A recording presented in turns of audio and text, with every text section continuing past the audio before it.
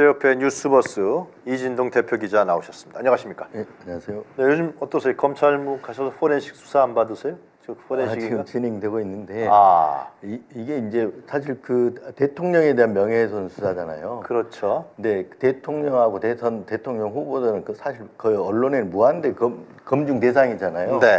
근데 이게 명예훼손이 되는지도 모르겠는데 하여튼 수사를 하고 있습니다. 근데 포렌식을 하는데 지금 상황은 이제 저기 기자들하고 저하고 이제 주로 텔레그램 메신저 있잖아요. 그 소통방에서 이제 주로 소통을 계속 하거든. 자료도 올리고. 그래서 그 소통방을 털어요. 그래서 소통방을 털어서 그동안 텍스트 메시지는 이제 다 골라냈고 자기들이 우리가 이걸 가져가겠다. 그래서 관련 있는 부분은 저도 뭐 압수수색 영장이 나왔으니까 동의해서 주고 동의했고 그리고 이제 골라낸 거죠. 그리고 그다음에 링크는 뭐냐면 이제 기자들끼리 취재 과정에서 이렇게 서로 기자들한테 저도 이거 참고해서 이 기사 참고해 봐라라고 이렇게 올려주는 기사들이 있잖아요. 그 링크 걸어놓은 거를 또 뭘 링크를 걸었는지 하나씩 또 검증하더라고요. 그래서 윤석열 뭐 부산저축은행 뭐 등등 이렇게 나오면 또 가져가요. 그래서 링크는 뭐 어차피 공개된 정보잖아요. 그렇죠. 신문이나 언론에 나온 거니까 뭐 마음대로 가져가시라. 그리고 그 다음에 지금 넘어와 가지고 이제 그 텔레그램 방에다 또 저희들이 문서로 올리는 것들도 있잖아요. 텔레그램 많이 올리죠. 예, 보도 자료 올렸으면 그것도 올리기도 하고 그리고 또 제가 뭐 작성한 문서 이거 참고해라 또 올리기도 하고 그래서 문서 파일을 검증을 해서 한 문서 파일 한 40개 정도 가져갔어요. 근데 희한한 게 뭐 전혀 관련이 없는 그 희한하게 광복군 이걸 막 가져가요. 저희 첫 기사가 김원웅 전 저 광복회장 있잖아요. 여기 이제 창씨 개명하고 그 전에 이제 그 부모에 대한 독립이공자인데 거기에 대해 검증 보도였거든요. 근데 그게 첫 보도였어요. 그리고 이제 어머니 아버지 창씨 개명해서 그 이름도 나오고 이제 밝히고 그랬었는데 그 보도 자체를 또 가져가요. 그래서 이건 관련이 없지 않냐. 그랬더니 희한하게 광복군이 키워드로 들어가 있어요. 근데 제가 아직 조사를 안 받아서 왜 광복군을 키워드로 넣었는지 모르는데 가봐야 알겠어요. 참나. 근데 이제 여기 제가 나올 때마다 이제 드리는 말씀인데 이 수사의 문제는 윤석열 대통령의 보복성 수사라는 거예요. 자, 한번 생각해보세요. 고발 사주 이따가 또 우리 얘기할 거 아닙니까? 근데 고발 사주는 뭐예요? 윤석열 대통령의 비판적인 언론인 정치인들을 이 명예훼손으로 고발해달라고 그랬잖아요. 명예훼손으로. 그 명예훼손 피해자가 누구예요? 윤석열, 한동훈, 김건희 여사였잖아요. 근데 이 사건은 뭐예요? 피해자가 윤석열이에요. 윤석열 대통령인데 이 지금 대선 개입 여론 조작 수사는 피해자는 윤석열. 그리고 이 대통령실에서 대선 공작이라고 주문을 했잖아요. 그러니까 국민의힘이 그 다음에 고발을 했잖아요. 그래 국민의힘이 고발하니까 며칠 뒤에 검찰이 수사를 했잖아요. 이 시스템이 똑같잖아요. 고발 사주 시스템과 이 시스템이 똑같단 말이에요. 피해자 똑같고 동일하고. 그러니까 그때도 그러면 언론이 어디였냐? 뉴스타파하고 MBC였어요. 비판 언론. 이번에는 어디냐? 뉴스타파, 뉴스버스, 경향. 여기도 비판 언론. 그러니까 MBC 대신 뉴스버스가 들어갔다고요. 그렇지 않습니까? 지금 구조가 똑같잖아요. 그래서 과거의 고발 사주는 음성적으로 몰래 쉬쉬하면서 이루어졌다면은 이 건은 이제 대통령 권력을 잡으니까 내놓고 해버리는 거죠. 마이크 잡고 한 거죠. 대선 공작 뭐 이렇게 하니까 국민의힘이 고발을 했고 똑같잖아요. 그때도 미래통합당 야당에 고발해달라고 고발장을 줬잖아요. 그러니까 이번에도 대선 공작이라고 해놓고 또 고발장을 줬는지도 모르겠어요. 물밑에서. 이건 이제 뭐 농담인데, 농담인데. 근데 하여튼 구조 자체는 그때 고발 사주와 이 건이 지금 수사 구조가 똑같아요. 진행되는 상황을 보면. 근데 그런 측면이 있다. 그리고 나서 이 제기 자체가 윤석열 대통령이 대선 후보로 경선 후보였을 때 과거에 검사할 때 부산저축은행을 부실 수사하지 않았냐 이런 의혹 검증이란 말이에요. 그런데 권력을 잡고 나서 의혹 검증을 했던 언론을 상대로 윤석열 사단 검사들을 주문해서 아까 그런 주문에 따라서 그 사람들 우리 수사하는 거예요. 검찰에 대한 의혹 보도이기도 하거든요. 그러니까 당사자가 의혹을 제기한 언론을 수사를 하는 게 얼마나 불공정하냐는 거예요. 국민들이 제가 나올 때마다 이 얘기를 하는데 국민들이 이걸 알아야 돼. 불공정한 수사다. 그래서 마치 뭔가 허위 보도를 했다는데 뭐가 허위 보도냐 이게요. 뭐라고 하는데 저는 여전히 부실 수사라고 봐요. 그걸 수사 대상으로 삼지 않은 것 자체도 문제고 설령 수사 대상으로 삼았다가 빼줬다 하더라도 그건 문제거든요. 그 저기 이제 그 국민들이 잘 몰라서 그런데 제가 나중에 일부 뉴스타파에서는 그 수사 기록들을 좀 공개를 한 게 있는데 네, 뉴스타파, 그 기록 예, 말씀하세요. 그러니까 저희들도 그 수사 기록을 보고 기사를 썼을 거 아닙니까? 그러니까 대검 중수부에서 부산저축은행 수사를 하고 나서 네. 그 뒤에 대장동 대출에 대해서 경기경찰청에서 수사를 한단 말이에요.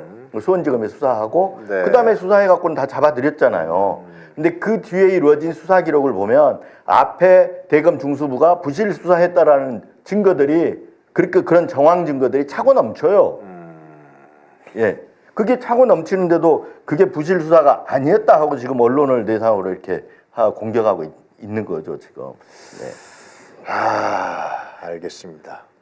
그 고발 사주권 아마 한동훈이 아니니까 그죠? 네, 한동훈이 그렇죠. 들어가 있는 건데 그거는 좀 이따 말씀드리고 우리 뉴스버스의 대표 기자로서 언론인으로서 지금 한동훈의 행보 있지 않습니까? 어제도 인천에 갔는데 네. 그리고 무슨 뭐 부산 가서는 뭐 부산이 뭐 대구는 대구 가서 대구 시민들을 존경한다. 강원도에 가서는 강원도의 힘, 충청도에 가서는 뭐 자기는 네. 충청인이었다. 계속 이렇게 다니면서 하는데 이거 한동훈의 어떤 그런 시너지 효과가 생깁니까? 어떻게 보십니까? 언론인으로서. 그동안 어떻게 참고 있었는지 모르겠어요.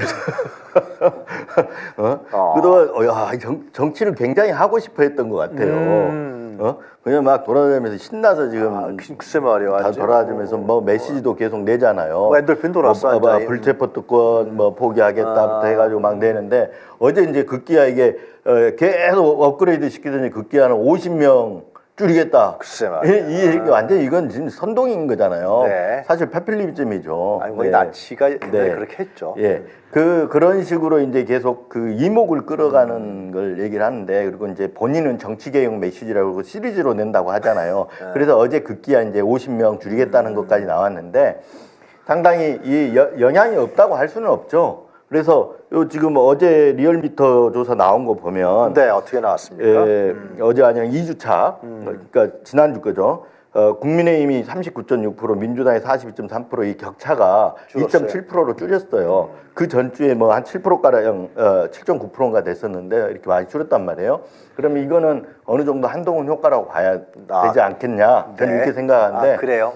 컨벤션 효과라고 보는 거죠. 네. 처음에 등장해서 더더군다나 한동훈이 지금 두드러지게 보이는 것 중에 하나는 이재명 대표가 1월 2일 날 테러를 당했잖아요. 네. 1월 2일 날 당하고 나서 2주 동안 공백기였잖아요, 민주당이. 그러네요. 민주당이 공백기였기 때문에 더 두드러지게 보이는 거예요. 민주당은 메시지가 안 나갔어요. 안 나갔고 한동훈 언론 초점도 그러니까 한동훈 위원장이 지금 올라와서 정치무대 올라와서 뭐 하느냐. 네. 보고 나서 거기에 조명해서 기사들이 계속 나가는 반면에 민주당은 다운돼 있었단 말이에요. 그리고 거기다가 또 민주당은 뭐 이제 탈당도 있었고 그렇지 않습니까? 네. 그동안에. 그러니까 이제 저쪽이 좀 두드러지게 보이는 거죠. 그 효과를 보고 있다고는 봐야죠. 네.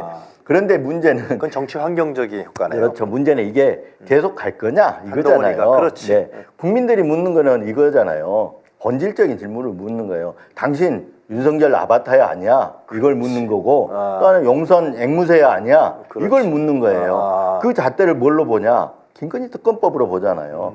그래서 국민들이 끊임없이 물어봐요. 그런데 김건희 특검법은요? 이렇게 물어봐 한동훈한테. 근데 한동훈은 답은 악법이고 김건희 이름도 못 올리잖아요. 못 올리고 있어. 도이치모터스 특검이라고 그러잖아요. 주가 조작 특검이라고 그래서 이런 걸 보면 윤하고 차별화가 안 된다 이거예요. 예. 지금 뭐 그 메시지 자체도 뭐 운동권 얘기라든가 이런 메시지 자체도 뭐 저쪽에 윤 대통령이 하는 카르텔이라든가 이런 거하고 거의 메시지 자체도 그 안에 그 바운더리를 벗어나지 못하고 있는 거예요. 네. 그런 측면에서 보면 결국 가서 보면 저는 그 한동훈 효과는 크지 않을 거다. 찻잔 속에서 그칠 거다. 이렇게 보고 있습니다. 네. 경선이 시작되면 내부 잡음이 아주 커질 것 같은데요. 김무성도 나온다 그러고 지금 말이지. 그렇죠. 근데 이제 또 양당 다 공천하면은 잡으면 양당 다 있는 거예요. 언론에서 양당을 또 넣겠지. 네. 근데 이제 결국 이게 보면 이제 그것도 한국 갤럽 조사 보면 네. 정부 견제론이 51%예요. 예. 정권 심판론이 죽지 않아요. 맞아요. 저는 총선 내내 간다고 봅니다. 아까 방금 전에 김종대 의원 나와가지고 한 네. 얘기도 김건희 특검 얘기를 했잖아요. 그게 박근혜 길로 가지 않는 거다 받는 게 이 얘기 했잖아요. 지금 중요한 분석이에요. 그렇죠. 저도 동감합니다. 예. 이 김건희 특검법은 윤석열 정권의 명운이 달렸다. 저도 그렇게 생각을 해요. 그러면 여기에 대해서 한동훈 비대위원장 입장을 갖지 않으면 똑같은 입장을 가지면 같이 올라가거나 아니면 이제 나중에 이게 좀 이래서는 안 되겠다 해서 뭔가 차별화 포인트로 가서 특검을 주장하고 나온다 그러면 그때는 레임덕 오는 거고. 그러니까 이게 총선이 굉장히 중요하네요. 중요하죠. 총선에서 예를 들면은 국민의힘 100석 이상을 얻어버린다. 그럼 특검법을 또 막을 수가 있는 거 아니에요, 그죠? 그러나 100석 이하로 떨어진다. 그렇게 되면은 특검법을 막을 수가 없지. 없죠. 그러면은 김건희를 보낼 수밖에 없는 거지. 근데 총선 뭐 이제 그 총선 후 특검이라는 게 사실 거기에 동의할 필요도 없다고 봐요, 저는. 아, 그래요? 네. 왜 그러냐면 그 메시지 자체가 이번에 메시지 자체가 그 메시지 자체가 조선일보가 처음에 던진 화두란 말이에요. 아니 왜 총선 후에 특검을 해야 돼요? 국민들은 지금까지는 뭐하고 그때 이제 총선 후까지 또 미루냐는 거잖아요. 그동안에 그 패스트트랙을 다 가지고 그 기간들이 있잖아요. 180일에 뭐 60일, 90일 있었잖아요.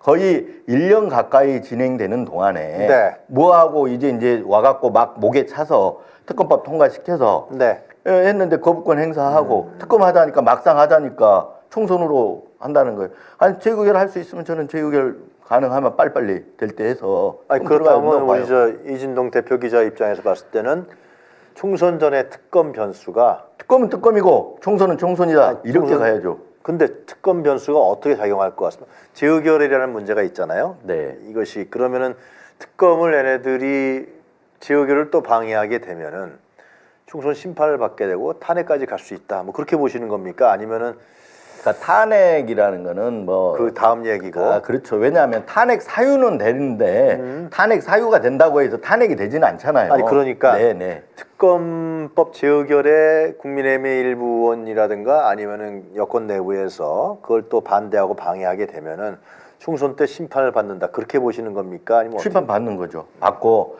지금까지 역대 대통령 중에 뭐 나온 얘기긴 하지만 네. 가족을 방탄한 전례는 없지 않습니까? 없죠. 예. 그러니까 이게 하나하나 쌓여서 탄핵의 사유는 돼요.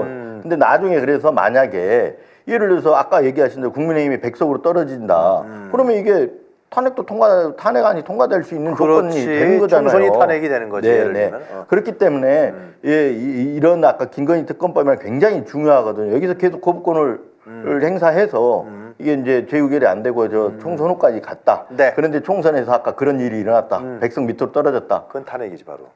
그런 거죠, 뭐. 그러면 얘네들이 지금 총선 전국을 보면서 여론 추이를 보면서 이 특검법에 대한 재의결 문제를 그렇죠. 고민 안 할 수 없겠구나. 국민의힘도 고민을 하고 민주당도 고민을 하는 거잖아요. 만약에 재의결이 들어가면 돼야 되잖아요. 예. 근데 민주당은 또 안 되더라도 총선 후에 또 한 번 더 할 수는 있어요. 민주당 그렇지. 입장에서는. 저는 재의결을 들어가야 된다고 봅니다. 그러나 네. 시점이 중요하겠죠. 네, 타이밍을 네. 보는 거 타이밍을 이제 봐야죠. 보는 거 같고 민주당에서는. 네. 그래서 25일 날은 상정 안 한다. 아니 그걸 재의결이 안 되게끔 회부하는 건 아니잖아요. 그렇죠. 재의결이 되도록 그렇지. 하려고 하는 거니까 여건을 보겠죠. 네.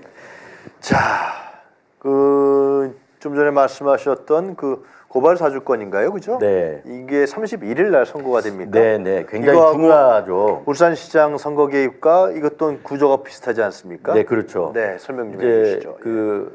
둘 다 이제 밝혀지기는 둘 다 밝혀지기도 고발 사주도 그렇고 다 문재인 정권 때 일이에요.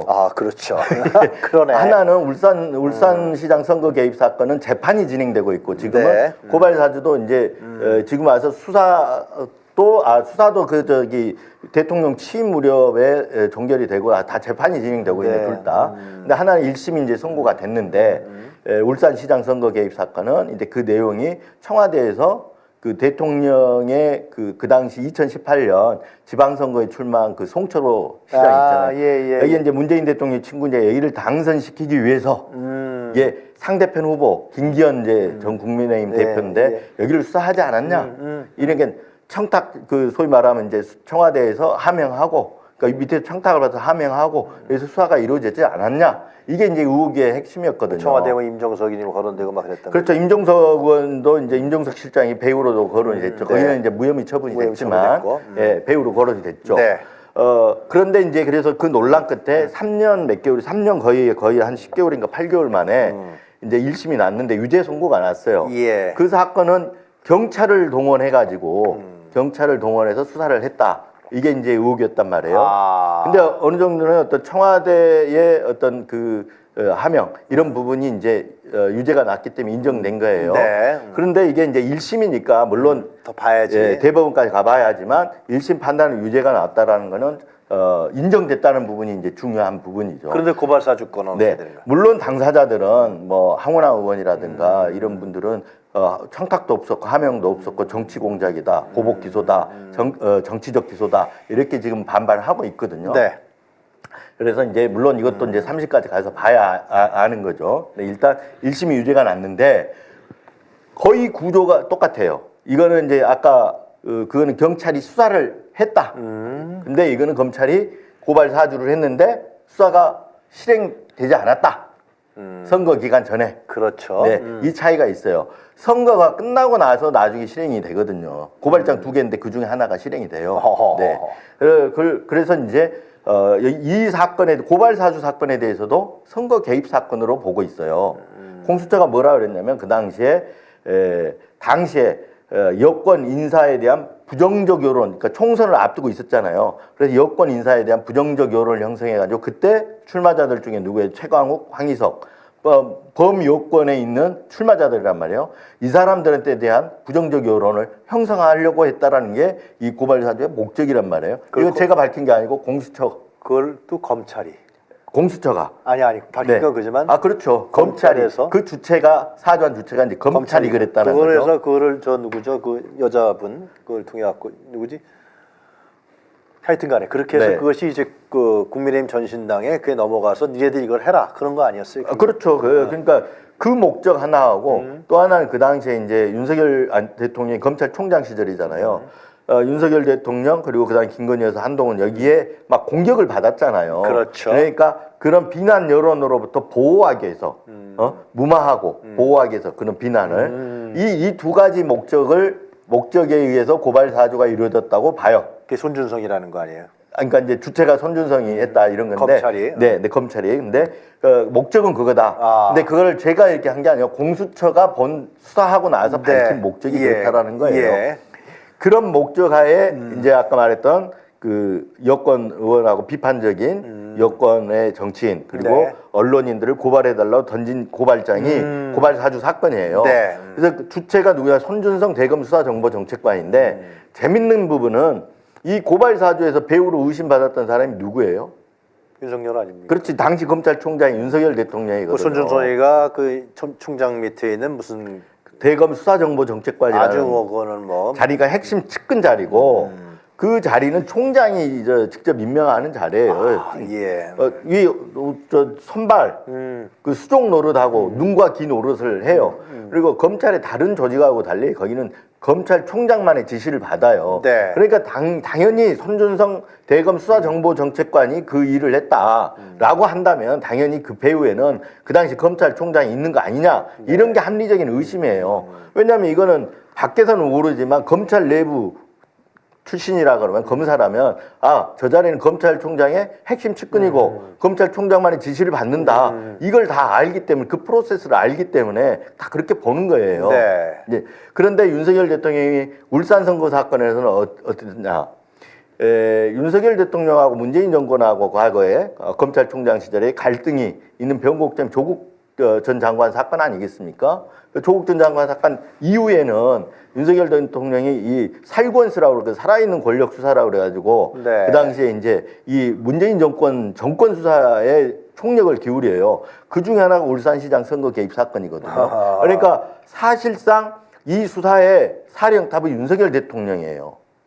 검찰총장이었단 말이에요 그때. 그러네요. 네, 그렇죠. 근데 고발 사주 사건의 선거 개입의 배우는 의심받는 사람은 또 윤석열 대통령이에요. 그러네요. 근데 이 울산시장 고발 사주 시점하고 울산시장 이 선거 개입 사건하고 이렇게 보면 그 수사가 마무리되고 나서 두세 달 있다 한 게 고발 사주 사건이에요. 그러니까 이 누구보다도 이렇게 선거 개입을 해서는 안 된다. 죄가 된다라는 거를 하는 거잖아요. 자기네들이 수사했고 알잖아요. 그런데도 고발 사주 사건이 일어났어요. 우리가 말은 고발 사주라고 하지만 고발 사주 선거 개입 사건이 맞아요. 왜냐면 그렇잖아요. 그렇지. 공직선거법 위반으로 기소가 돼 있고, 예. 실제적으로 공수처도 선거 개입 사건이라고 그랬어요. 그래요. 네. 예, 그래서 처음에 저희들은 이제 이 고발 사주 뉴스버스에 첫 보도를 할 때 정치 공작으로 본 거죠, 사실. 예. 하나는 두 가지 성격으로 봤는데 하나는 정치 공작, 하나는 검찰권 사유화. 그 얘기가 공수처가 아까 했던 얘기예요. 검찰총장과 그의 가족, 검찰 조직에 대한 비난을 무마하기 위해서 이 부분이 이제 저희들도 그때 했던 검찰권 사유화라는 게 그 부분이거든요. 네. 그러니까 저희들이 첫 보도에서 했던 그 사건의 성격 규정을 공수처가 그대로 받아들인 거죠. 그대로 받아서 손준성 수사정보정책관을 기소를 했어요. 네. 그래서 만약에 유죄가 나온다. 그러면 아까 손준성 수사정보정책관이라는 자리, 대검 수사정보정책관이라는 자리가 그런 위치에 있기 때문에 유죄가 나온다면 그 화살이 어디로 가냐, 의심의 시선이 다시 윤석열 대통령한테 쏠린다. 그래서 31일 날 이달 31일입니까? 주목해봐야 된다는 주목해봐야 한다. 법원의 네, 판결을. 네, 그렇죠. 그러면 이제 그때 가서 이제 다른 해석들이 나오겠군요. 그래서 이제 저는 이게 그랬다 구조가 같다고 그래서 사건 내용들이 그렇지. 그 강론으로 들어가면 좀 다르잖아요. 그렇기 때문에 울산시장 선거 개입 사건이 유죄가 나왔다고 해서 고발 사주가 또 유죄로 이어진다. 라고 할 수 없지만 할 수는 없지만 그런 어떤 비교를 해봤을 때 저는 유죄 가능성이 조금 더 높지 않겠냐. 손준성의 죄명은 뭡니까? 피의 혐의는? 아까 공직선거법 위반이죠. 선거 개입 선거법 위반이지 완전. 네. 그거 엄중한 거죠. 네, 아주. 엄중한 거고 또 하나는 이제 그 증거자료 고발 사주 그 고발장에 첨부해주는 증거 자료에 네. 그 개인에 대한 실명 판결문이 있었거든요. 그래서 개인정보보호법 위반. 이 두 가지 혐의가 가장 큰 혐의입니다. 공수처에서 몇 년을 구형했죠, 손준성한테? 그 구형량은 모르겠어요. 네. 선거법 위반은 굉장히 엄중한 걸로 알고 있습니다. 그게 이제 선거법 위반, 선거 개입 사건이라는 게 형량을 떠나서 이게 민주주의의 기초를 흔드는 사건이잖아요. 그러네요. 굉장히 중대한 사건이란 말이에요. 그것도 누가 했냐 이거예요. 검찰에서 벌어진 이 선거법 위반 사범들을 수사하고 엄정하게 중립을 지켜야 하는 검찰이 그런 일을 했다 그러면 이거는 역사에 남을 일입니다. 아니 왜냐하면 과거에 안기부 국정원에 이 얘기들 같은 얘기네요. 정치공작 사건들은 많았지만 검찰의 이 정치공작 선거 개입 사건은 지금까지 있어본 적이 없었잖아요. 검찰의 선거 개입 사건이라는 거. 이게 인정이 되면 검찰의 선거 개입 사건으로 기록될 거예요. 그래서 뉴스버스가 주목해서 정치공작이다 이렇게 한 거군요. 그러니까 성격이 그렇다는 거. 선거 개입이라고 하면 정치 공작이라고 보는 거죠. 왜냐하면 그렇죠. 울산시장 선거 개입 사건에서도 저기 김기현 그 자식 이제 피해자라고 하면서 김기현 전 대표 한 얘기 정치 공작이라 그래요. 그것도 똑같이. 그래서 이제 반대쪽에서는 윤석열 검찰총장에 의한 정치 공작이라고 또 주장하고 민주당에서 그러고 있는데 어찌 됐든 간에 만약에 이게 인정이 된다면 윤석열 대통령이나 이 정권 정통성에도 영향을 준다고 보기 때문에 큰 부담이 될 거다 이렇게 예상을 하고 있습니다. 알겠습니다. 말씀 잘 들었습니다. 우리 아까 한동훈 얘기했는데 네. 그 이낙연 얘기 좀 하면 안 됩니까? 얘기를 할 수도 되는데 예.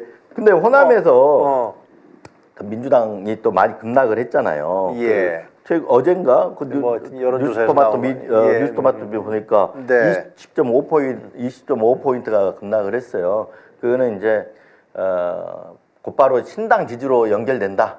이건 아닐 수 있지만 민주당에 주는 경고겠죠. 네, 경고. 그래서 차라리 저 이준석 개혁신당 쪽으로 많이 옮겨 타는 것 같더라고.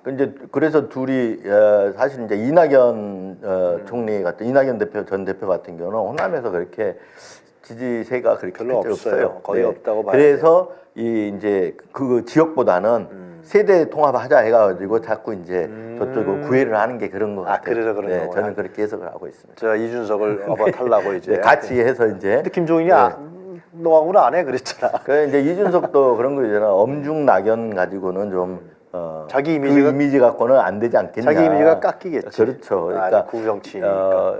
이낙연 전 대표가 그 엄중 낙연의 이미지가 있는 거죠. 크게 각인돼 있는 거죠. 그리고 네. 구정치인이고. 네, 아. 그런 측면이 있다고. 그렇다 그러면 호남의 지지율이 빠졌다는 것은 지금 이제 이재명 대표가 이제 당무 복귀하는데 향후 공천 과정에서 어떻게 공천을 제대로 하느냐. 뭐 잡음이 있다는 거 언론에서 보도할 테고, 자, 혁신 공천과 진짜 개혁 공천. 혁신, 개혁 공천. 그건 물갈이 그리고 공천입니다. 네, 결국은. 맞습니다. 맞고 그리고 이제 그 어떤 개혁 정책들. 개혁 정책들. 그래서 그 지금 준연동형 비례대표제. 그러니까 비례대표 문제는 지금 아직 지금 계속 협상 테이블에 올라가 있는 상태잖아요. 그렇죠. 예.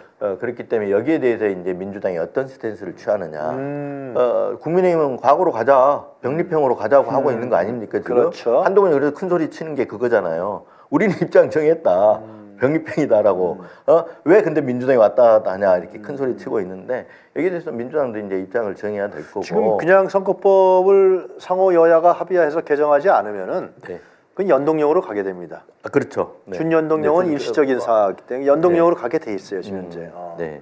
그래서 이제 그런 부분 그리고 또 이 총선 공약들을 내놓을 거 아니에요. 네. 이제 여기에 대해서 그걸 보고 또 국민들이 평가를 할 거고 우선은 이제 얼굴이 중요하니까 이 이제 공천을 어떻게 하느냐 제일 그게 중요하죠. 제일 중요하죠. 네. 과거 역대의 공천의 역사를 보면은 특히 자기 텃밭 호남, 그렇죠. 호남 공천입니다. 네. 제일 중요합니다. 네, 맞습니다. 호남에서 거의 공천되면 당선되는 네. 거니까 그것이 서울로 올라오더라고.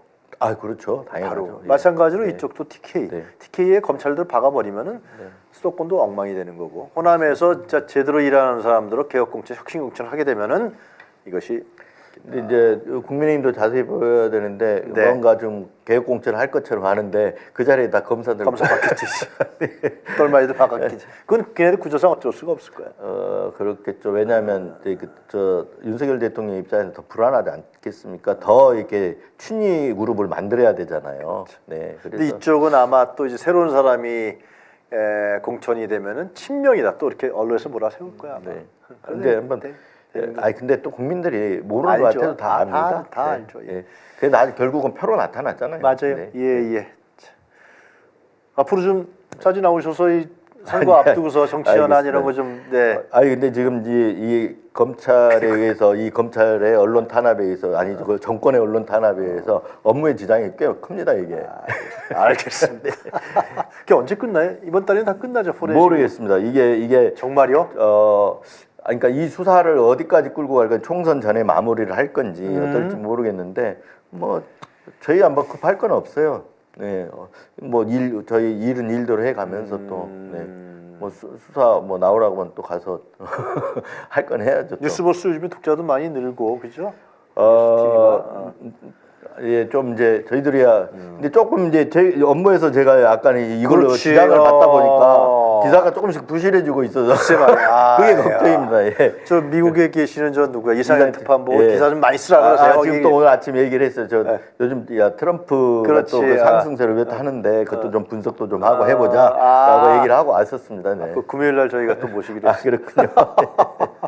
그리고 오늘 저희가 뉴스버스도 한번 좀 주목해 주셔야 될 게 이제 방송에서 좀 부탁을 드릴게. 네. 오늘 오후 3시에 네. 그 프레스센터 외신 기자 클럽에서 그 누굽니까 저 최재형 목사님, 네, 명품백 관련 예, 외신 최재형 기자회견합니다. 거기에 최재형 목사 나오시고 전현희 국민권익위원장 네. 그리고 우희정 네. 그 교수. 언서주 네, 대표 네. 교수 이 세 분이 나오셔서 하도 안 쓰니까 국내 언론에서 그래서 어제 제가 이미 얘기했습니다. 그 라이브로 같이 하자. 아 그래요? 네, 하자고 저보다 얘기했습니다. 더 정보가 빠르시네. 네, 했고 그리고 이제 저희 뉴스버스도 하여튼 힘을 실어 주시려면 구독도 저 유튜브에서 구독도 해주시고 구독 좀 많이 누르세요. 네, 뉴스버스 적극적인 후원도 좀 해주시고 그래야 오늘 명품백 것도 많이 보도해 주시고.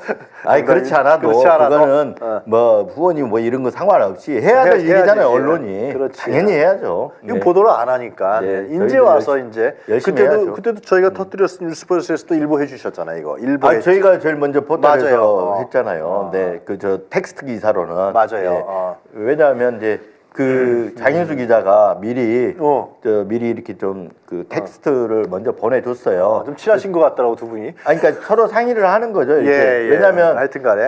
한 사람이라도 그런 큰 보도를 할 때는 한 사람이라도 이렇게 검증하는 게 비밀만 지켜진다 그러면 그렇지. 비밀이 서로 보안 지켜주고 비밀 지켜주면 한 사람이라도 더 검증하는 게 그렇지. 낫잖아요. 하여튼 오늘 오후 3시에 여러분들 그 외신 기자 클럽에서 전현희 전 국민권익위원장 그리고 그분을 고발하고 폭로했던 최재형 목사 그리고 언론 쪽에 관여하고 계시는 우희정 교수 세 분이서 물론 백은정 대표도 참석하시고요.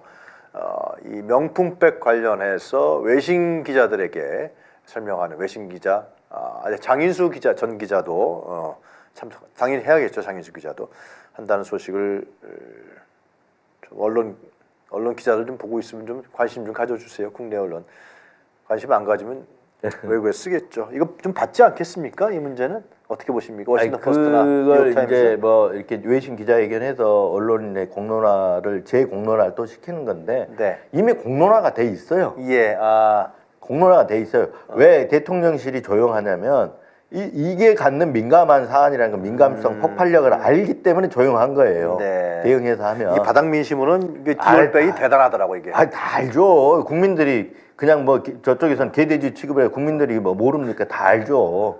예, 다 알고 이게 있어요. 특검법에 여론조사를 영향을 주는 거죠. 주고 있더라고. 엄청나게 주는 거죠. 오히려 그래서 이 정권 심판론도 더 탄력을 유지하고 있고 네. 특검법도 그대로 해야 된다는 찬성이 60% 넘잖아요. 네. 하고 있고 다 영향을 주고 있죠. 공론화가 돼 있다고 봐야 돼요. 알겠습니다. 일부 소위 말하면 그 기득권, 그 제도권 언론들에서 그걸 이제 뭐 소위 윤석열 대통령하고 가까운 언론도 있고 그런데 그건 안 다루려고 하는 거죠. 그렇다고 해서 없어지는 문제가 아닙니다. 한결의 경향 좀 이런 거 적극적으로 해줘야 되는 거 아니야? 뭐 사설에나 쓰고 말이야. 진짜 마음에 안 들어. 됐습니다.